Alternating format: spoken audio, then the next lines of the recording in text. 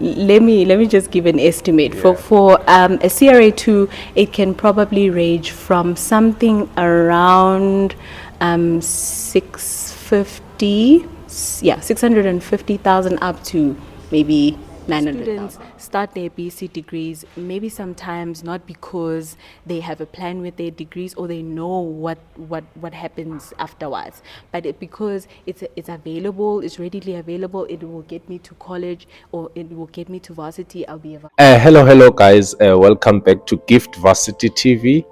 And this is your host, Gift Bozekana. Today, I have a professional for you today. Hello. Hi, thank you, Gift. Thank you for having me. Kamalamo Ayanda.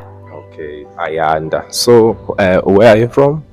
I'm from, right now I live in the north of Joburg, but I'm from the east. I'm the eastern girl. Okay. All right.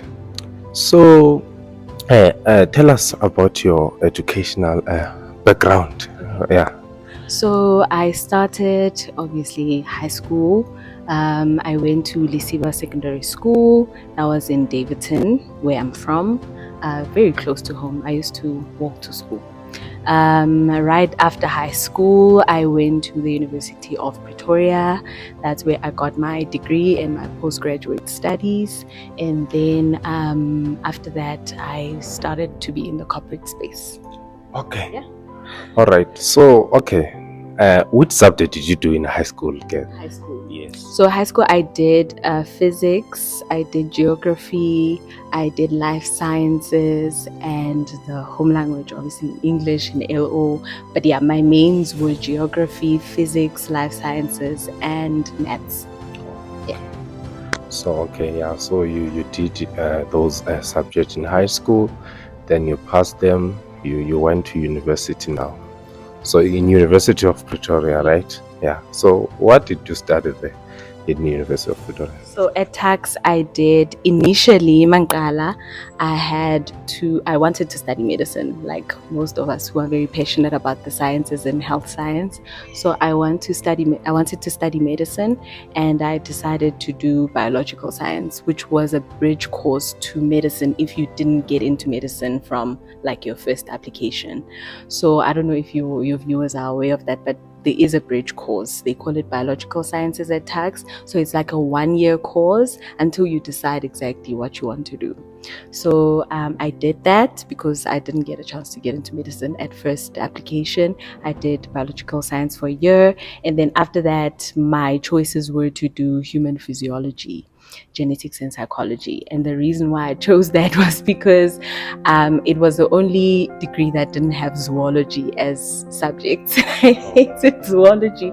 So I was like, you know what, let me just do this triple major. It sounded very fun to me.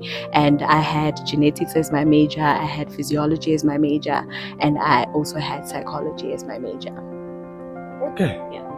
So, all right. So initially you wanted to do medicine, right? Yes. So now you ended up studying BSc, Biological Sciences. How did you feel now as a BSc student? So I think for me, I was a little bit prepared for that because right after high school, I had a gap year. Right, so I didn't know what I wanted to do at that time because I kept applying. I knew I wanted to do medicine. I knew that's where I wanted to end up in health science, but I just was figuring how to get on with getting financial assistance, getting the right institution or the closest institution to home, because I didn't really have a plan. So I was kind of prepared, unlike most graduate or maybe students from high school, was a little bit prepared for what was to come from me if I didn't get in, because at tax they only take like 60 students, I think, a year in the biological science group, and there's thousands and thousands of us in that lecture hall. So you just know Uti, hey, my chances are very low, but it's possible because I have friends that have made it to the selection. But I was very prepared, like unlike most students, I would think. Yeah. So, like, you were prepared that Yeah. it might happen that you need Yeah. connection. So, Okay, a year ended now. Yeah. Then you got to do this triple major in genetics, psychology, and human physiology. All right. So, okay, tell us now your journey. Okay. So, first year was very challenging for me. Genetics was okay at the time. I think we started doing genetics like in the second semester, but the most challenging subjects for me were the physics, the maths, and the chemistry. It wasn't very easy, and I had financial issues at the time, so it wasn't a very smooth journey in the beginning. It only started to ease out into into form the second year. So the second year, then I did so much better. I did really, really well. And in the third year. But then in the third year, I felt a little pressure again. And I was like, you know what, let me just, take some modules and just add an extra semester. So I added an extra semester. I didn't graduate with my group of friends that started with me. So that was sad, but it was for my good, I guess. Yeah. But overall, varsity was nice. I made friends. I made like long-lasting relationships and friendships. And yeah, I met very good people. I made a lot of support. I had a lot of support, and it was an overall good experience. Okay. All right. Yeah. Okay. That's great. That's great. So now, you are. I would say. I get it now. You realize that now, hey, getting to medicine is tough. Is there a time whereby maybe you were like, no man, I want to still try to get to medicine? Yeah. Tell us about the time. So definitely yes, and that was towards the end of my degree. So my final year, I did really well, and I think also the pressure was coming from the fact that I didn't know what I was going to do with my degree. So I was like, maybe the end goal is probably to go back to trying medicine again. And what I did was, you know what, I told myself, let me just add an extra semester and do other modules then, so I can do really well on them and then boost my average and try and apply for medicine again. And I did that, and I applied at VITS, and then I applied at tax as well, and I just had a waiting game. But yeah, I definitely, towards the end of my degree, I definitely thought, let's try again. Okay. Yeah. So, did you win? No, that's why I'm here. That's why I'm not a doctor. So I didn't win. And the reason is because at tax they didn't accept my application once again after applying for so many times. But yeah, I gave up. I just gave up at tax. And if I was invited to write the WEPT exam, and I came, I wrote the WEPT exam, and it was really nice. I enjoyed the exam. I think it's because I already had, very good knowledge of anatomy and physiology and genetics during my degree. So I enjoyed the exam and I passed the exam. And then I got an email, I think it was around January of the enrollment year. And then they sent me an email. They said, yes, I was shortlisted because I passed the exam, but I didn't make the cut. I didn't make part of the shortlist. I'm like, how short was the shortlist? Yeah, so I didn't make the cut. And after that, I was just like, no, I'm not doing this to myself again. I was like, no.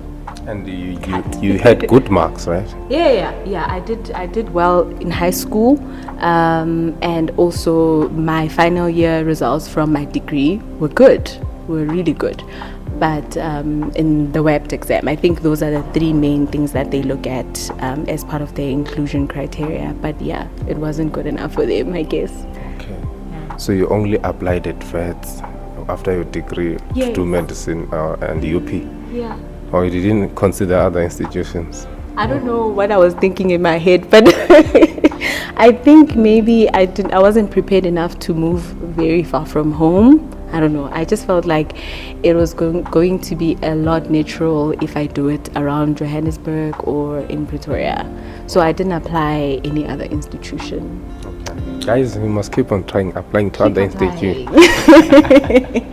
Maybe luckily you can make it. UFS, Okay, so now you have completed your BSc degree, and initially you said you were confused to go to what am I going to do with this degree. Yeah. Now you got you didn't make it to the cut of those Jambo 1 students, and now, like, what happened after now?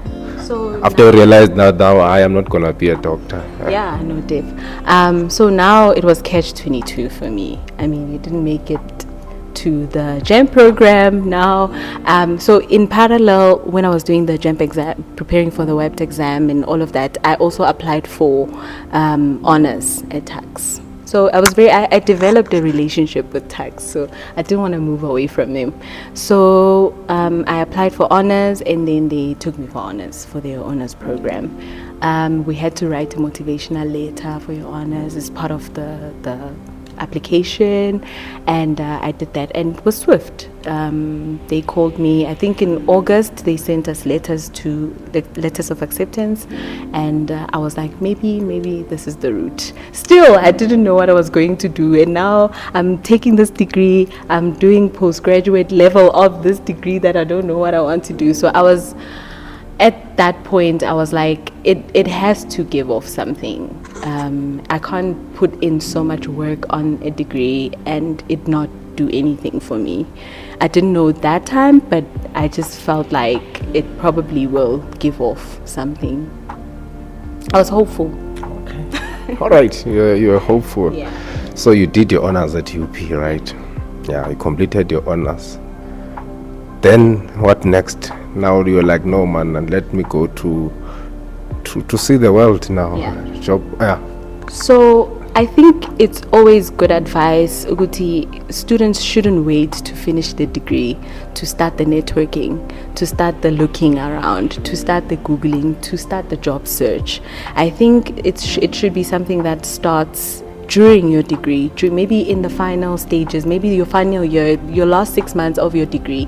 Maybe that's when you should start networking in your niche, in your field of expertise or whatever you studied. You should start there. So I was doing that during my honors. I was doing the researching. I was trying to find something to do because I didn't know what to do.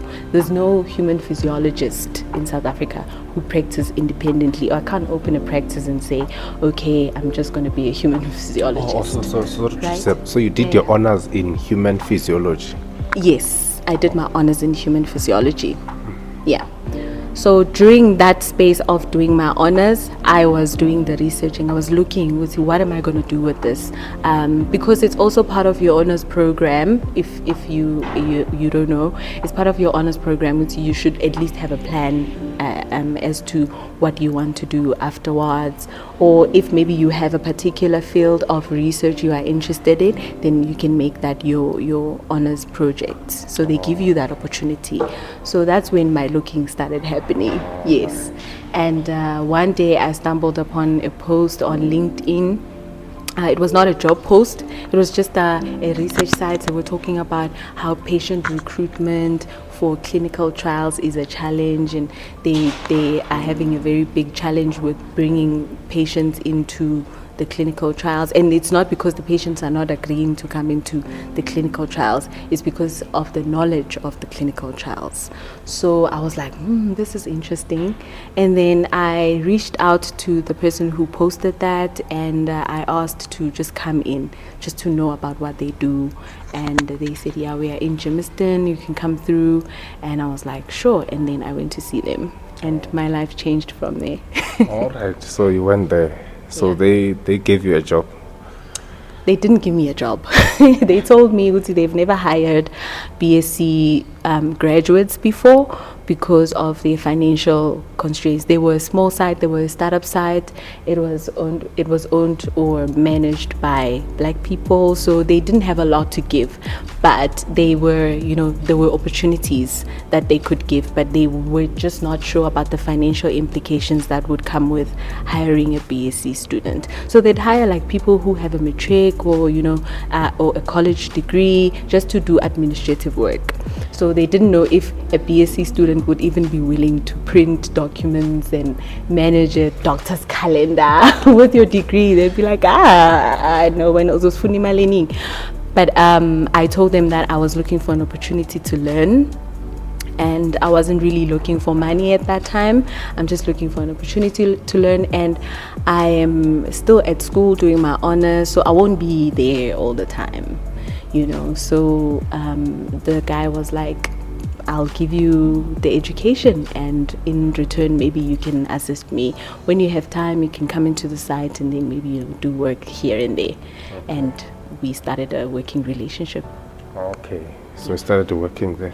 Yeah. So did they pay you there? So they said, initially he said that it was on a voluntary basis, right? And I was like, having for free. That's going to be a challenge for me. And I asked them if they're willing to give me like remote work so I can do it from home and then maybe come in like once a week or once every 2 weeks. And they were like, fine, we can work on a plan like that. And then I think a month after that, the guy who was the manager there, he was able to secure like a sponsorship from another business. They were just there to support small businesses. So what they did was they would give them the money, so they would give us a stipend, and then we do the work for the small business, and then it grows.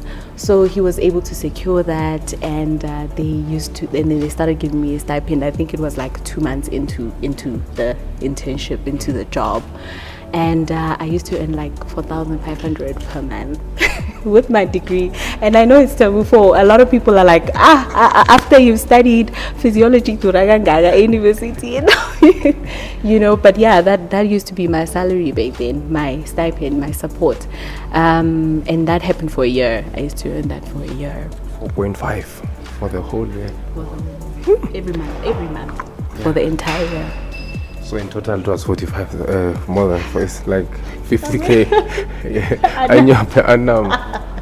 Yeah, so yeah, that was for me. But also again, you should remember, Guti, I was not there all the time at site, so they were very generous with me because we had another graduate who I started with, bless her soul, Bazela.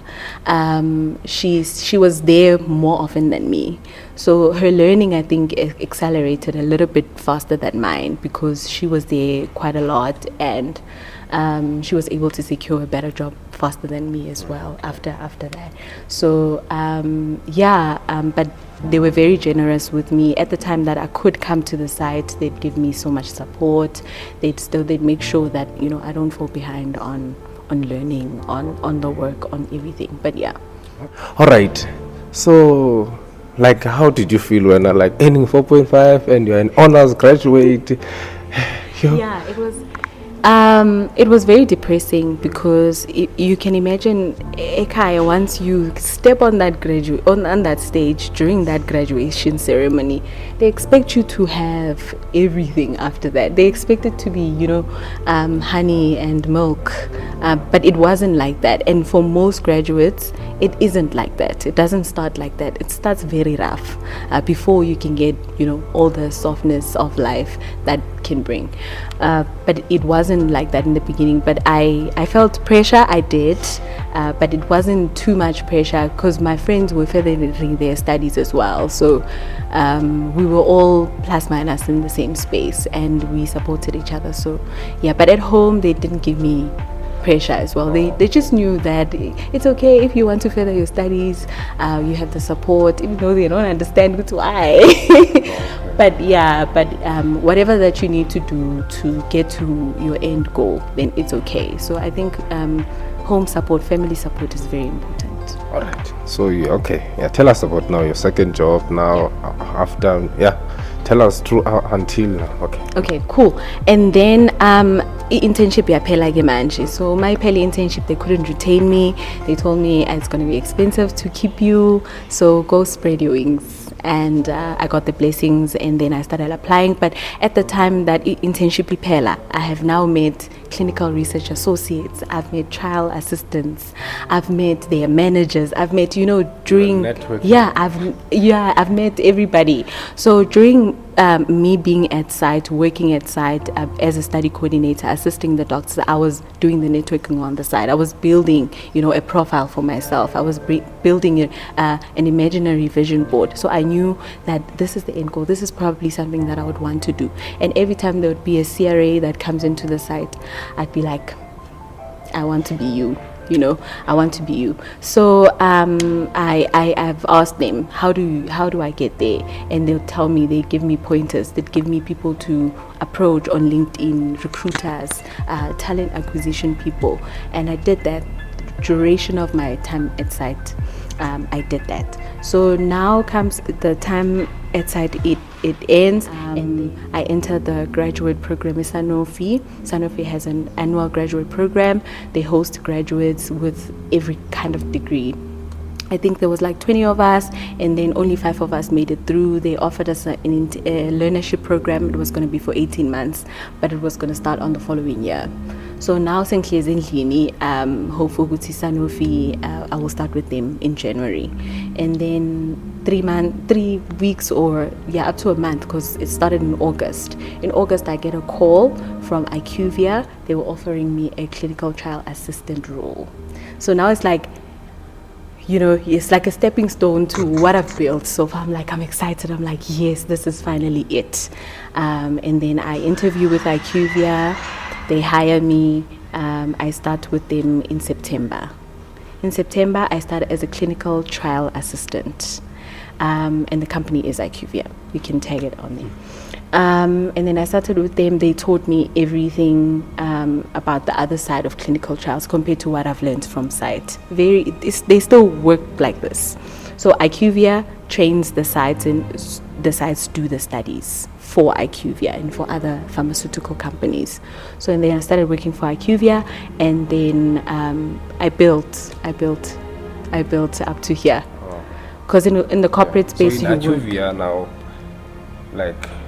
now you started working there, right? Yes. So how much were they paying you there? So as a clinical trial assistant, they used to pay me. I used to take home like around 15,000 per month. Wow. Right? That was decent compared to what I come from. Right? Yeah. I was like, yes.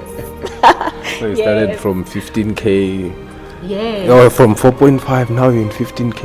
You're like, oh yeah, I'm getting there. I'm like, yes, rich lady now.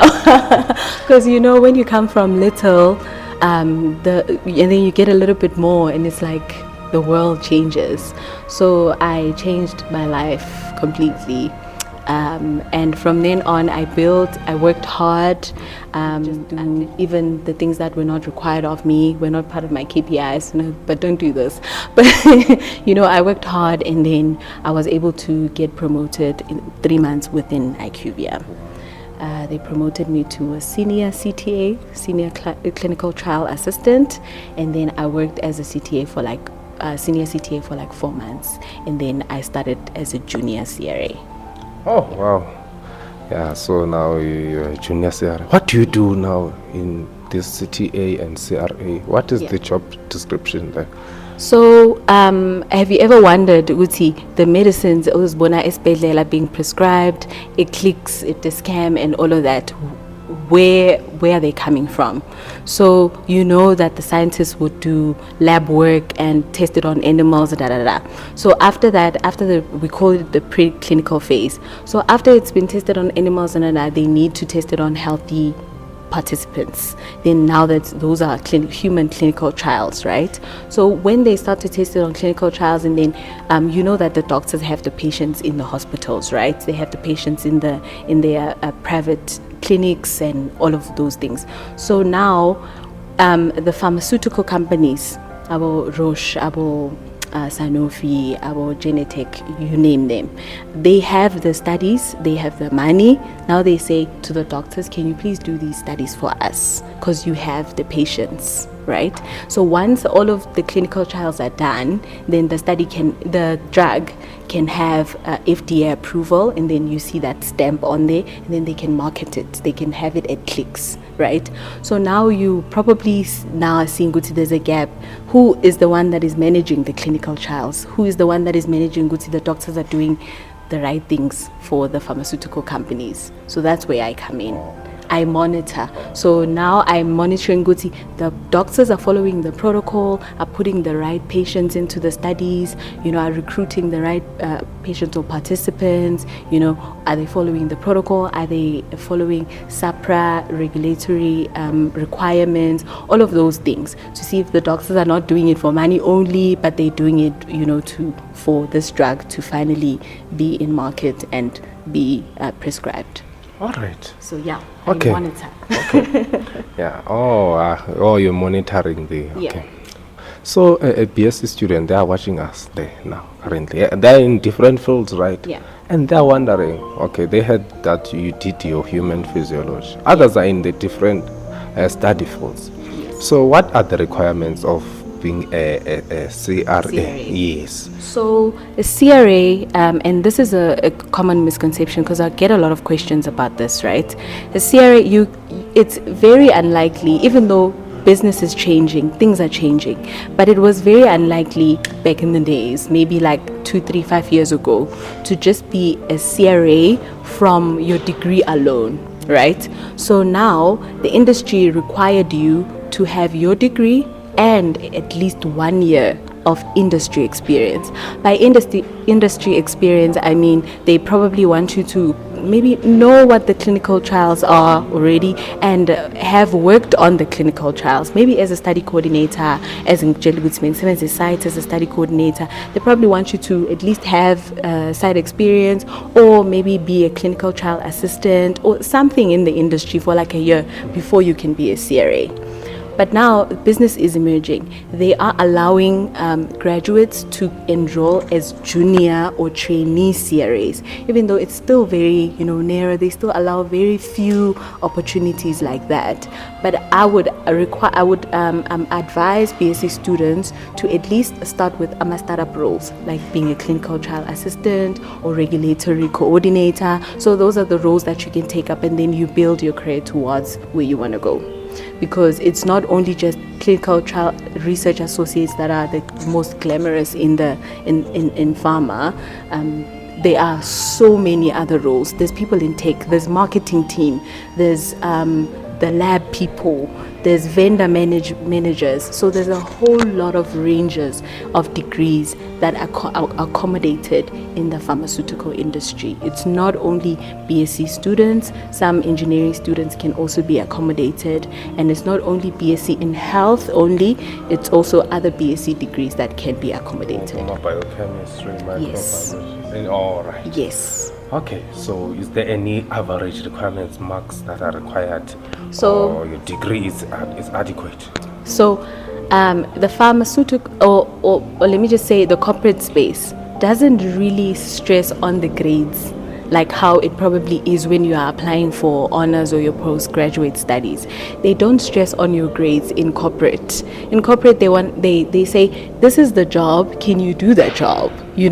And are you qualified for the job? Obviously, they need your degree to prove that you're qualified for the job, but it's not a requirement that you should have 90% maths in adversity to get the job. So they just need your degree and at least industry experience to be a CRA.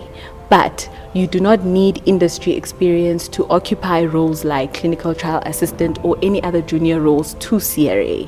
Yeah. All right. Okay. So, we'll have them on 15K, right? Yeah, maybe they were wondering, hey, this kind of job description. So what do you expect to earn as a junior CRA now, up until now? Okay. So, and I'll stress this again, Guti, I will only use my experience of the industry, because people are very sensitive with disclosing your salaries as colleagues or whatever. So I wouldn't really know how the experience has been with the other CRAs. But as a junior CRA, I used to take around 26,000. Yeah, around 26,000 as a junior. It can differ with companies. Some companies offer ridiculous amounts, and I'm not even kidding you. Some would double it. Yes, you know. 6 times 2. Yes. So obviously the range, you can Google the range on the internet and see what the salary ranges can be. But I can say maybe it can range from 400,000 to about 600,000 or less for a junior per annum. Yeah. Alright. Yeah. So now you are a junior. No, I'm not a junior. So I'm not a junior CRA now. I am a CRA 2. So CRA 2, what is the estimation there? So I can say, let me just give an estimate. For a CRA 2, it can probably range from something around 650,000 up to maybe 900,000 per month. Yeah. 600 per year. Woo, please, I'm not rich. Per year. Yes. So it can go, let's say maybe if 600K. decent, 700 to 900. Okay, so you can divide by yourself, guys. What is it per month? Yeah. So you're almost as doctors. How much do doctors earn? I don't know. I don't know. All right, so there are doctors in your field, right? Yes, so there are doctors at site level who are the investigators. We call them the investigators. They are the ones that enroll the participants into the studies. So you find them in the hospitals, you find them in the public clinics, you'll find them in their private practices, and then there are also doctors in the clinical research organizations who we usually call them medical monitors. So if maybe the doctor at site is not sure whether or not to enroll a certain participant, then the medical monitors will be chipped in to ask you to give advice, right? And there are also medical monitors or trial leaders in sponsor level, and by sponsor level I mean pharmaceutical company level, right? The people that own the studies. So yeah, there are doctors. I have had a colleague who was a doctor, but now she practices as a CRA, and she loves the job. All right. Yeah, that's a great story indeed. And hopefully, Nyani, you are motivated students that you started small. Yes. You started small, you know, So, like, just talk to them now. Yeah. Like any BSC students who are watching us, like anything that you want to tell them. I just want to say, firstly, do not lose hope. I know there's a lot of noise in social media, and it's not just noise. It addresses the valid questions. It addresses the valid problems that we are facing in our country. And Mina, I saw a gap when I started seeing a lot of BSc is a useless degree, BSc does not have jobs. I saw a gap as a BSc graduate. No, maybe this is a platform, or this is time to do the education, because clearly there isn't enough education. And Mina, when I started in this industry, I had very little to none knowledge. So information is not very readily accessible to students, to pupils in high school that can aspire to be CRAs from a high school. Imagine if you can know about the pharmaceutical industry from a grade 12 learner. It will change everything, because now you know you're working towards something. So I just want to encourage BSc students and say that even though information is not readily accessible to you, but when you find it, and when you see platforms like UGIFT is giving you right now to bring this to you, it doesn't mean you should take what I'm saying to you and then see a CRA post and then apply for a CRA post and not get it, and then say I was the lucky one, or I'm not being totally honest and open about the industry. But this is to stimulate research, is to stimulate you going in there and looking for the information and looking for the right people to motivate you. Like myself, you can always reach out to me at any point. I started a TikTok page just for this reason, to share the knowledge, because I get these questions a lot. You get to a family gathering, people are asking you, Kantiwana, what do you do? All the time I have to explain what I do to people. So I thought, why not use one platform that's going to address all the situations that are gray areas for a lot of people. Okay, my question is, Yeah. why do you think most people say that BSc is useless?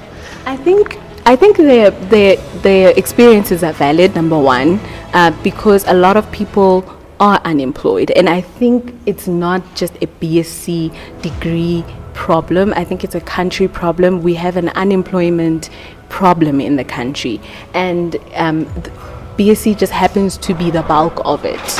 And a big portion of that is that students start their BSc degrees maybe sometimes not because they have a plan with their degrees or they know what happens afterwards, but because it's available, it's readily available. It will get me to college, or it will get me to varsity. I'll be a varsity student without doing the research, and then now you end up with this BSc degree that has little to no job in this country, and then it becomes a problem. So the problems are there, but the information is also there. So now it takes you as an individual graduate to go and look for it. If you have Ayanda to kind of like meet you halfway, then you're fortunate, you're lucky. But a lot of people are still facing the accessing information phase, very challenging. Yeah. Because like most BSc student, it's the first time they maybe hear about CRAs and stuff, and also their mentality when they started BSc was to branch to medicine. Now after they didn't get to medicine, also marks plays a key role, right? Because for you to even do your honors, you should get great marks. Okay. Ayan, thank you so much for your time in this channel. I'll just write her platform where you can reach her, your Instagram, your TikTok handle, because thank you so much for your time. Yes. To your viewers. Guys, please don't forget to subscribe. A lot is coming in this channel. Gift Pozagana here, your host, Gift Varsity TV. Make sure you like this video. Make sure that every BSc student in South Africa get an access to this information. Thank you so much for watching. Until this time, bye.